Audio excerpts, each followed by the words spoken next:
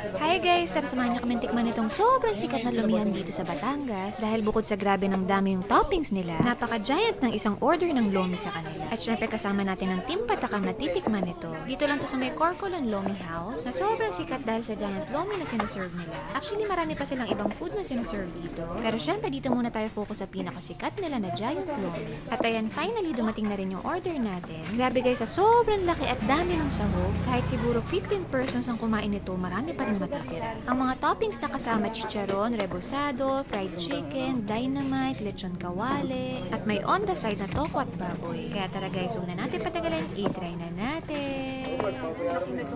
Pang 10 tao ata. Try muna natin isa-isa yung mga toppings nila. Ang dami, hindi ko alam saan ako magsisimula. Nakatakot. Baka biglang gumuho. Ayan, finally nakatanggal tayo na isa. Dynamite muna, tingnan natin.